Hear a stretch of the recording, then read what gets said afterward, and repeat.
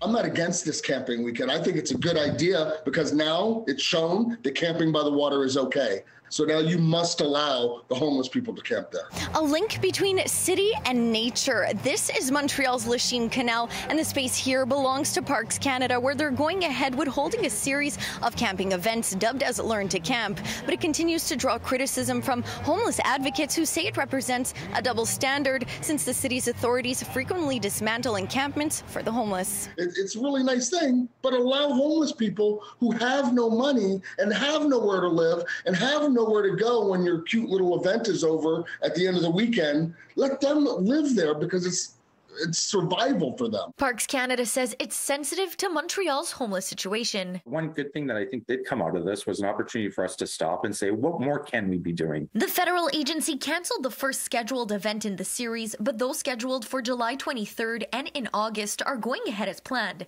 costing about $108 per tent for one to partake. Canceling it allow us to stop and also speak to some of the people who work in that particular sector of, working with homeless people and so on, certainly people that we work with all the time in the context of us managing a linear park across the island of Montreal. Learn to Camp activities from Parks Canada have been held for over 10 years along the Lachine Canal, also taking place across Canada, including Vancouver, Edmonton, Saskatoon, Toronto, Ottawa, and Halifax. The purpose of the program is really to initiate people, new Canadians or people who may not have the means to be able to go outside the city and camp. All of a sudden, when you're able to pay $108, the dignity and safety somehow magically comes back. And that sends a really bad message. In a statement to City News, the City of Montreal said that they believe they need to develop a medium and long-term strategy for homelessness, have no involvement in the Learn to Camp initiative, and don't have jurisdiction over the site since the program is organized on land that belongs to the federal government.